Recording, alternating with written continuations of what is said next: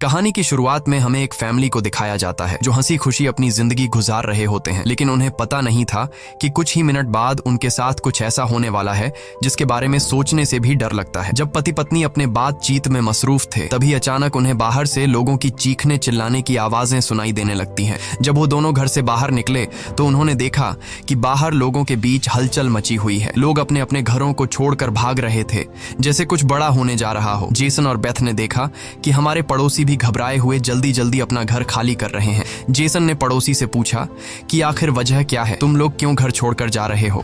लेकिन वो लोग इतने जल्दी में थे कि उन्होंने जेसन की बात का कोई जवाब नहीं दिया। वहीं उन्होंने देखा कि पड़ोसी का बेटा भी अपना सामान पैक कर रहा है। जेसन ने जब उस बच्चे से पूछा कि तुम लोग कहाँ जा रहे हो, तो उस बच्चे ने जवाब दिया कि मेरे पापा का एक दोस्त गवर्नमेंट ऑफिसर है। उन्होंने कहा कि एक बहुत ही जहरीला वायरस फैल चुका है जो एक नॉर्मल इंसान को मॉन्स्टर में बदल देता है। लेकिन तभी वहाँ उस बच्चे की माँ आ गई और उसे पकड़कर वहाँ से ले जाने लगी। जेसन ने उससे पूछा कि आखिर ये बच्चा किस वायरस की बात कर रहा है, जिस पर इस बच्चे की माँ ने कहा कि अभी बताने का वक्त नहीं है, अपनी वाइफ और बेटी को लो और इस शहर से जितना हो सके दूर निकल जाओ। ये सुनकर जेसन और बेथ बहुत ज्यादा घबरा गए। उसके बाद जेसन बिना सोचे समझे अपनी फैमिली को गाड़ी में बिठाकर शहर से बाहर ले जाने लगता है। मगर रास्ते में उन्होंने देखा कि जो पड़ोसी भाग रहे थे वो वापस लौट रहे हैं। ये देखकर उन्हें और भी अजीब लगने लगा। आगे जाकर ये लोग ट्रैफिक में फंस जाते हैं। जब जेसन और उसकी फैमिली गाड़ी से बाहर उतरे तो उन्होंने देखा कि शहर से बाहर निकलने वाला अकेला रास्ता पुलिस ने बंद कर दिया है। आसमान में यहाँ वहाँ हेलीकॉप्टर्स पहरा देने लगे। लोगों को बताया जाने लगा कि शहर में एक जहरीला वायरस फैल गया है और तुम लोगों को जल्दी से घर वापस लौटना चाहिए। ये बात सुनकर जेसन को कुछ अजीब लगा कि जब शहर में वायरस फैल गया है तो लोगों को शहर से बाहर निकालने के बजाय उन्हें शहर में ही क्यों रहने को कहा जा रहा है। तभी अचानक पास की पहाड़ से एक बड़ा सा पत्थर उनके कार पर आ गिरा। ये देखकर वो लोग बहुत ज्यादा घबरा गए। पहाड़ हिलने लगा। तभी उस पहाड़ के पीछे से दो मिलिट्री के फाइटर जेट्स निकलकर शहर की तरफ बढ़े। वो दो फाइटर जेट्स पूरे शहर पर बमों की बारिश करने लगे, जिससे पूरा शहर राख में बदल गया। जेसन की वाइफ बेथ को फौरन समझ आ गया कि अगर वो पुलिस की बात मानकर घर लौट जाते तो उनका अंजाम बहुत बुरा होने वाला था। उसके बाद वो फाइटर जेट्स सड़क पर मौजूद लोगों की तरफ बढ़ने लगे। ये देखकर सभी लोगों में हलचल मच गई। अब सबको समझ आया कि गवर्नमेंट उन्हें मारना चाहती है। सभी अपनी जान बचाने के लिए यहाँ वहाँ भागने लगे, पर जेसन और बेथ को समझ आया कि वो कहीं भी भाग लें, वो फाइटर जेट्स उन्हें मारकर ही रहेंगे। तभी बेथ ने पीछे मुड़कर पहाड़ पर एक स्कूल देखा और उसे लगा कि बचने के लिए वो जगह बेहतर रहेगी। जिसके बाद जेसन बेथ और जोई को लेकर स्कूल की तरफ पहाड़ पर चढ़ने लगे। पीछे ब्रिज पर मौजूद लोगों पर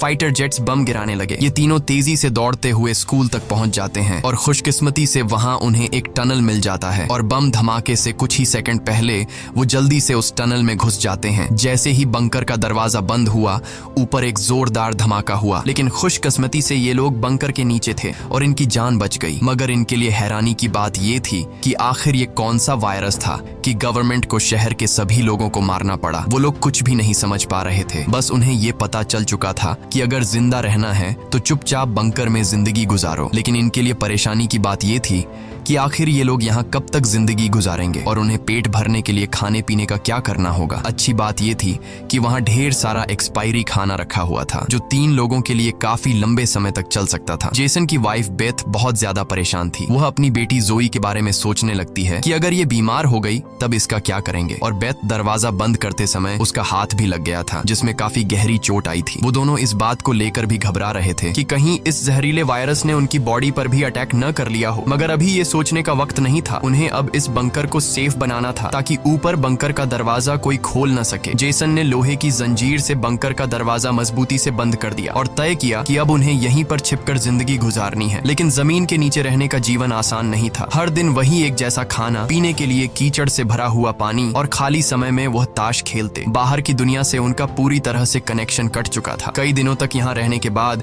वो लोग बहुत ज्यादा इस बंकर में तंग हो चुके थे। लेकिन वो क्या करते? अगर ऊपर जाते तो उनकी जान नहीं बच पाती। इस जीवन ने जेसन के परिवार को मानो इस दुनिया के अंत का एहसास दिलाया। जोई ने अपने पापा से पूछा, पापा हम यहाँ कब तक रहेंगे? जेसन के पास इस बात का कोई जवाब नहीं था। उसने अपनी बेटी से बस यही कहा, जब बाहर वायरस चला जाएगा तभी हम बाहर जाएंगे। वो अपनी बेटी की आंखों पर उंगलियां रखकर बाहर की दुनिया उससे इमेजिन करवाता है। इस तरह से दिन गुजरते गए और फिर महीने। उन्हें नहीं पता था कि बाहर निकलने के इंतजार में उन्हें यहाँ इस बंकर में 300 से भी ज्यादा दिन गुजर चुके हैं। जोई अपनी माँ की बनाई हुई पेरिस्कोप से बाहर की दुनिया को देखती है है। बाहर चारों ओर बस तबाही का मंजर नजर आ रहा था, जैसे ये पूरी दुनिया जलकर राख हो गई हो। वहाँ किसी भी इंसान का नामो निशान तक नहीं था। ये सब देखकर उस छोटी बच्ची को लगने लगा कि शायद हम इस दुनिया के आखिरी बचे हुए लोग हैं। माँ ने उसे दिलासा दिया कि तुम ऐसा मत सोचो, शायद तुम्हारे दोस्त भी हमारी तरह कहीं छुपे हुए हों। अब रात हो चुकी थी और डिनर का समय हो चुका था। उनके पास अब खाना भी कम बचा हुआ था, इसीलिए वो तीनों थोड़ा सा खाना खाकर काम चला रहे थे। लेकिन आज जोए की जिद पर उसे पूरा एक कैन का डिब्बा दिया गया। जोए ने जब टिन का डिब्बा खोला तो उसने देखा कि टिन का डिब्बा अंदर से खाली है। इस डिब्बे के पीछे की तरफ एक छोटा सा छेद था, शायद कोई चीज इसमें से खाना चुरा गई थी। बेथ ने सारी बची हुई डिब्बों की जांच की तो पता लगा कि पूरे 12 डिब्बे खाली थे। ये देखकर वो बहुत ज्यादा परेशान हुए, क्योंकि ये तो उनके 2 हफ्तों का राशन था। बेथ ने वेंटिलेशन जाली की तरफ देखा और अंदाजा लगाया कि शायद कोई चूहा अंदर आकर खाना ले गया। बेथ ने कहा कि अगर ये चूहा है तो इसे जल्द मारना पड़ेगा, नहीं तो ये हमारा सारा खाना बर्बाद कर देगा। बेटी के उदास चेहरे को देख जेसन ने उसे दिलासा दिया कि छोटी छोटी बातों से परेशान मत हो, अगर खाना खत्म हो भी गया तो मैं ऊपर जाकर कुछ सामान ले आऊंगा। अगले दिन जब जोई अपनी माँ के साथ ब्लॉक्स में खेल रही थी तभी पीछे से हल्की सी आवाज आई। जोई ने जब पीछे मुड़कर देखा तो एक चूहा फिर से टिन फूड चुराने घुस आया था। इससे पहले कि वो चूहा भाग जाता, जोई ने फौरन अपने पेरेंट्स को बुलाया। आज उन्हें इस चूहे को हर हाल में मारना था। जेसन गुस्से में चाकू निकालकर उसे टुकड़े टुकड़े करने के लिए आगे बढ़ा, लेकिन वो छोटा सा चूहा बहुत तेज निकला। वो जेसन के वार से खुद को बचाते हुए निकल भागा और टेबल पर रखी लालटीन को भी गिरा दिया। जैसे ही वो अपने बिल में घुसने वाला था तभी बेथ ने अचानक झपटा मारा और चूहे को मार दिया। वो सब चूहे को मारने की खुशी मना रहे थे कि दूसरी तरफ लालटीन के गिरने से धीरे धीरे आग बढ़ने लगी। जेसन दौड़कर उस लालटेन को बंद करने लगा, लेकिन वो लालटेन बहुत गर्म था, जिससे जेसन का हाथ जल गया और लालटीन का शीशा फटने पर पूरे टेबल में आग लग गई। बेथ ने पर्दा फाड़कर आग बुझाने की कोशिश की। जेसन ने नल से आधी बाल्टी पानी निकालकर उस आग पर डाला। जैसे तैसे करके उन दोनों ने उस आग को बुझा लिया, लेकिन खतरा अभी टला नहीं, बल्कि अब उनके लिए और भी मुश्किल बढ़ने वाली थी, क्योंकि आग तो वो लोग बुझा चुके थे, मगर आग से निकलने वाले धुएं ने पूरे बंकर को धुएं से भर दिया था और वह धुआं धीरे धीरे वेंटिलेशन जाली से ऊपर की तरफ निकल रहा था। ये देखकर वो सब घबरा गए, क्योंकि ये धुआं उनका वहां होने का ठिकाना जाहिर कर रहा था। अब सब लोग सांस रोककर बैठे थे। जेसन ने कहा कि शायद रात का अंधेरा धुएं को छुपा लेगा और किसी को हमारे ठिकाने के बारे में पता नहीं चल पाएगा। वो तीनों डर के साए में पूरी रात जागते रहे। अगली सुबह उन्होंने खुद के तसल्ली के लिए पेरिस्कोप से बाहर झांक कर देखा तो उनके पैरों तले जमीन खिसक गई। उन्होंने देखा कि बाहर तो पूरा धुएं का गुब्बार उठा हुआ था। ये देखकर उन लोगों की बेचैनी बढ़ने लगी। उन्हें पूरा यकीन हो गया था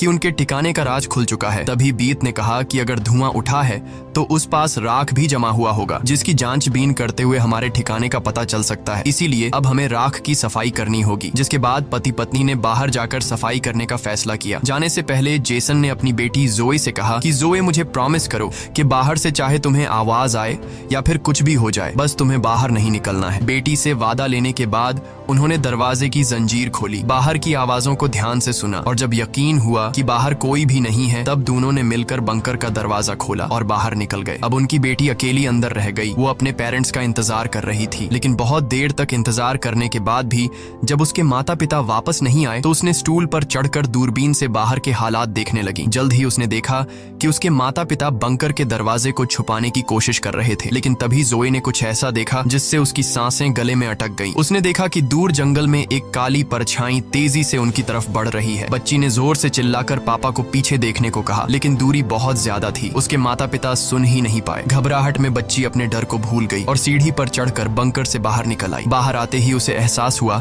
कि उसके माता पिता अब वहां नहीं थे। बच्ची ने बेचैनी में जोर जोर से अपने माता पिता को पुकारना शुरू किया। तभी पीछे से अचानक उसका मुंह किसी ने दबोच लिया। ये कोई और नहीं बल्कि उसकी माँ थी। कुछ सेकंड्स बाद एक जंगली हिरण का झुंड तेजी से वहां से गुजरा। हालांकि वो तीनों बाल बाल बचे, लेकिन बीत का डर और ज्यादा बढ़ने लगा। इन हिरणों का इस तरह भागना जरूर किसी खतरनाक चीज से बचने की कोशिश थी। सबको खतरे का अंदाजा हुआ और वो तेजी से वापस बंकर की तरफ भागे और बंकर के अंदर घुस गए। जेसन ने लकड़ी की पट्टियों से बंकर का दरवाजा बंद किया और लोहे की जंजीर से उसे कसकर बांध लिया और सबको बिल्कुल खामोश रहने का कहा। तभी उन्होंने ऊपर से कदमों की धीमी आहट सुनी। ऐसा लग रहा था कि जैसे कोई बंकर के दरवाजे की तरफ आ रहा हो। वो कई मिनटों तक लगातार बंकर के ऊपर इधर उधर घूम रहा था। ये तीनों आहिस्ता कदमों से बंकर के दरवाजे से हटकर आगे की तरफ जाने लगे और शायद अब तक ऊपर जो भी था उसे भनक नहीं लगी थी कि नीचे बंकर में कोई है। डर के मारे जोए रोने लगी। बीत उसे चुप कराती है और कहती है कि अगर आवाज बाहर तक गई तो सब खत्म हो जाएगा। वो तीनों धीरे धीरे बंकर के दरवाजे से काफी आगे बढ़ चुके थे। वो बंकर के दरवाजे से इसलिए आगे बढ़ रहे थे कि अगर कोई ऊपर से बंकर का दरवाजा खोल भी दे तो नीचे उसे हम नजर नहीं आए। लेकिन तभी जोई ने जो गुड़िया हाथ में उठाई थी उसकी रस्सी एक स्क्रू में फंस गई। वह स्क्रू धीरे धीरे ढीला होने लगा। ये देखकर जेसन और बीत की सांसें अटक गई क्योंकि वह रस्सी गुड़िया में लगी आवाज के स्विच से जुड़ी थी। इससे पहले कि वह कुछ कर पाते वह स्क्रू एक झटके से निकल गया और उसी पल तेजी से गुड़िया के अंदर से आवाजें आने लगी। जेसन ने फौरन उस गुड़िया को चीर डाला और उसके अंदर स्पीकर को तोड़ दिया। लेकिन अब बहुत देर हो चुकी थी। ऊपर जो चीज उनका पीछा कर रही थी उससे उनकी भनक लग चुकी थी। अचानक ऊपर से जोर की टक्कर की आवाज आई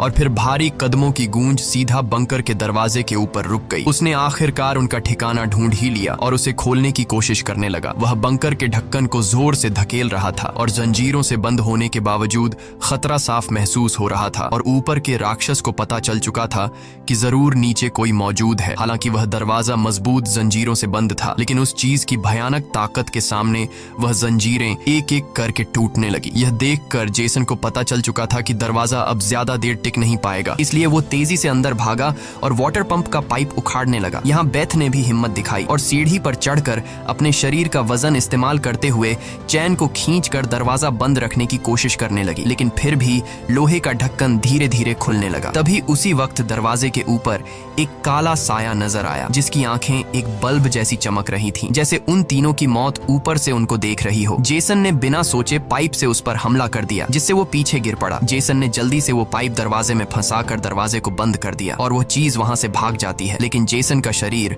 अब भी बुरी तरह कांप रहा था। वह कभी सोच भी नहीं सकता था कि बाहर की दुनिया में न सिर्फ बेरहम सोल्जर्स थे बल्कि खतरनाक राक्षस भी घूम रहे थे। वह पूरा परिवार सीढ़ियों के पास मायूस बैठ जाता है क्योंकि अब उनका ठिकाना उजागर हो चुका था। अब किसी भी वक्त उन पर हमला हो सकता था और उन्हें इस बात का अंदाजा भी हो चुका था कि इस बार तो एक आया था, लेकिन अगली बार जब वो आएंगे तो उनकी तादाद काफी ज्यादा होगी और हम उनके सामने कुछ नहीं कर पाएंगे। थोड़ी देर बाद अचानक अलमारी हिलने लगी। जेसन और बेथ समझ गए कि उसने अपने बाकी साथियों को भी बुला लिया है। ऊपर से तेज कदमों की आवाजें सुनाई देने लगी, मानो हजारों जीव उनके सिर पर दौड़ रहे हों। फिर वह सभी बंकर के दरवाजे पर इकट्ठा हो गए। उनके डर से नीचे जेसन, बेथ और जोए कांप रहे थे। तभी उन्होंने अचानक एक जबरदस्त हमला शुरू कर दिया। इस बार की ताकत पहले से कहीं ज्यादा थी। मजबूत लोहे का दरवाजा टूटकर नीचे गिरा और बंकर के दरवाजे पर ढेर सारी आंखें चमकने लगी, जिसे वह लोग डर के मारे पीछे की तरफ भागने लगे। लेकिन वह राक्षस भी उनके पीछे चलते आ रहे थे। बेथ ने अपनी तेल की लैंप फेंक दी और उनके और अपने बीच पर्दे में आग लगा दी और अलमारी को पकड़कर दोनों ने उनके बीच रास्ते को ब्लॉक कर दिया। वह सभी तेजी से बंकर के अंदर की तरफ भागने लगे, पर वह लोग जानते थे कि यह सब उन्हें ज्यादा देर नहीं रोक सकते। उनके पास अब बचने का कोई रास्ता नहीं था। तभी बच्ची को जमीन की ओर खुलने वाला एक वेंटिलेशन दिखाई दिया। जेसन ने ताकत से उसे तोड़ा और पूरी जान लगाकर अपनी पत्नी और बेटी को बाहर की ओर धकेल दिया। लेकिन जब खुद बाहर निकलने की कोशिश की तो तंग जगह के कारण वह अटक गया। दूसरी तरफ राक्षस उसकी ओर बढ़ रहे थे। अब जैसे तैसे करके जेसन को यहाँ से निकलना था। उसे कोई दूसरा रास्ता नजर नहीं आया, इसलिए उसने अपने कंधे की हड्डी तोड़ डाली, जिससे वह दर्द से चीखने लगा। पर जल्दी से वह खुद को संभालकर वेंटिलेशन में घुस गया। बेथ बिना समय गवाए पूरी ताकत से जेसन को बाहर खींचने लगी। जेसन जैसे ही बाहर निकलने ही वाला था, तभी एक विशाल जीवी ने आकर जेसन के पैर को पकड़ लिया। जेसन समझ गया कि अब उसका बच पाना नामुमकिन है। अब भाग निकलने की कोई उम्मीद नहीं थी। जेसन ने अपनी पत्नी से आंखें मिलाते हुए कहा कि जो भी हो जाए जोए को कुछ नहीं होने देना, और अगले ही पल वह राक्षस उसे बंकर में खींच लेता है। लेकिन जेसन बंकर में राक्षस से डरने के बजाय उनसे कहता है कि आओ देखता हूँ तुम में कितना दम है। बेथ और जोए ने जब नीचे देखा तो बंकर में से तेज चीखने की आवाजें आ रही थीं। बेथ समझ गई कि उसका पति उन्हें भागने का समय देने के लिए लड़ रहा है। वह दर्द में भी अपनी बेटी को लेकर वहां से निकल पड़ी और राक्षस से बचते हुए वह काफी दूर आए। लेकिन भागते भागते उन्हें कुछ अजीब महसूस हुआ। उन्होंने देखा कि जो हाईवे बाहर की दुनिया तक खुलता था, अब वहां ऊंची दीवार खड़ी थी, यानी अब इस शहर से कोई भी बाहर नहीं निकल सकता है। तभी वहां हेलीकॉप्टर दूर से उड़ता हुआ आया। जब बेथ ने पीछे मुड़कर देखा तो वह एक आर्मी हेलीकॉप्टर था। वह हेलीकॉप्टर तेजी से उनके पास आकर उन पर अपनी तेज स्पॉटलाइट चमकाई। ये दोनों जैसे ही वहां से भागने वाले थे, तभी ऊपर से उन पर एक बड़ा जाल आ गिरा, जिसमें ये दोनों फंस गए। वह दोनों हर एक संभव तरीके से जाल से खुद को छुड़ाने की कोशिश करने लगी, लेकिन जाल ने इन दोनों को बुरी तरह से जकड़ लिया था। बेथ ने जाल की जाली के बीच से देखा कि कुछ हरी आंखों वाले काले साए उनके पास आ रहे हैं। तभी यहाँ हमें कहानी का असल राज मालूम हुआ। ये जो बंदूक थामे पीली आंखों वाले लोग, जिसे हम राक्षस समझ रहे थे, ये असल में कोई एलियन या फिर वायरस से इन्फेक्टेड लोग नहीं थे, बल्कि ये तो मिलिट्री के सोल्जर्स थे जो गैस मास्क और नाइट विजन ग्लासेस लगाए हुए थे, वही आंखें जिसकी पीली चमक उन्हें किसी दूसरी दुनिया का दिखा रही थी। लेकिन सवाल आता है कि आखिर आर्मी वाले इन लोगों के जान के दुश्मन क्यों बने हुए थे। ये सारा राज आपको आगे की थोड़ी सी बची हुई स्टोरी में मालूम पड़ जाएगा। अब बेथ और जोए दोनों इन सोल्जर्स के कंट्रोल में थे। इनमें से एक सोल्जर ने एक बड़ी सी इंजेक्शन निकाली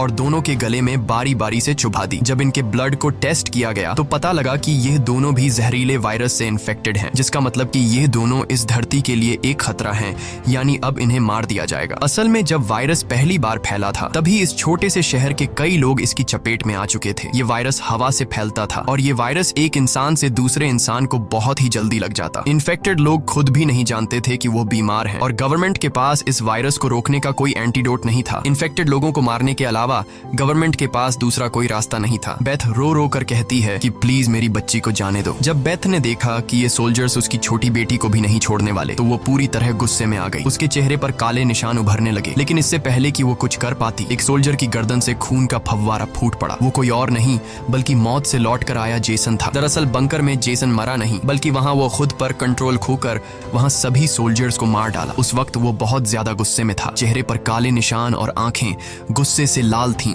और उसके जिस्म की ताकत कई गुना बढ़ चुकी थी और साफ दिख रहा था कि वो अब पहले वाला जेसन नहीं बल्कि वह एक अलग रूप में दिखाई दे रहा था। वो सोल्जर्स पर झपट झपट कर उन्हें मारने लगा, लेकिन वह गर्म हथियारों की गोलियों को नहीं रोक पाया और जमीन पर गिर गया। जब वो सोल्जर बेथ और जोई की तरफ बढ़े तो वह दोनों जाल तोड़कर भाग चुकी थीं। सोल्जर्स उन्हें यहाँ वहां ढूंढने लगे, लेकिन उन्हें ये अंदाजा नहीं था कि बेथ भी एक राक्षसी रूप में बदल चुकी थी। उसने जोई को एक कार के अंदर छुपा दिया और खुद उन सोल्जर्स से लड़ने लगी। उसने कई सोल्जर्स को मार गिराया और फिर खुद भी गोली लगने से कार की छत पर गिर पड़ी। अंधेरे में छुपी उसकी बेटी ने यह सब देख लिया। अपने माता पिता की हालत देखकर वह भी गुस्से में आकर अपना आपा खो बैठी। एक छलांग में उसने एक सोल्जर को गिराकर उसका मास्क तोड़ दिया और उसे मारने ही वाली थी कि बेथ ने समय रहते उसे रोक दिया। वो नहीं चाहती थी कि उसकी बेटी भी एक दरिंदा बन जाए। बेथ ने उसे शांत किया। धीरे धीरे लड़की की नसों की हरियाली गायब हो गई और वो फिर से इंसान में बदल गई। लेकिन सोल्जर की किस्मत इतनी अच्छी नहीं थी। उसका सेफ्टी मास्क टूट चुका था और वो धीरे धीरे वायरस से इन्फेक्टेड हो गया। दूसरी तरफ जेसन की हालत बहुत गंभीर थी। उसने बेटी के चेहरे को देखकर अपने हाथ की 2 उंगलियां उसकी आंखों से फेरी और जेसन ने हमेशा के लिए आंखें बंद कर लीं। उसी वक्त एक और हेलीकॉप्टर आ गया। बेथ अपनी बेटी को लेकर भागी। कबाड़ के ढेर से गुजरते हुए वो एक सुरंग में घुस गए। तभी वहां एक रोशनी उनकी आंखों पर पड़ी। देखने पर पता चला कि सामने वही पड़ोस का छोटा लड़का था जिसे हमने कहानी की शुरुआत में देखा था। फिर ये दोनों उसके पीछे चल पड़े। वो लड़का उन्हें एक गुफा जैसी टनल में ले पहुंचा जहां उस लड़के के माता पिता और भी कई सारे लोग छुपे हुए थे। असल में वहां उनके जैसे ही वायरस से इन्फेक्टेड लोग थे। जिंदा रहने के लिए वो सभी अंधेरे में चूहे जैसी जिंदगी गुजारने पर मजबूर थे। ये वायरस खतरनाक जरूर था लेकिन जानलेवा नहीं। ये वायरस इन्फेक्टेड इंसान के जिस्म पर तब ज्यादा जोर करता जब वो डर जाता या फिर गुस्से पर काबू नहीं रख पाता। लेकिन असल में उन लोगों ने खुद पर काबू पाना सीख लिया था। वो लोग शहर के सोल्जर्स को राक्षस समझते थे लेकिन असल में वो खुद राक्षस थे। इसी के साथ ये कहानी खत्म हो जाती है। अगर वीडियो आपको अच्छी लगी हो तो हमारे चैनल को सब्सक्राइब और वीडियो को लाइक जरूर कीजिएगा।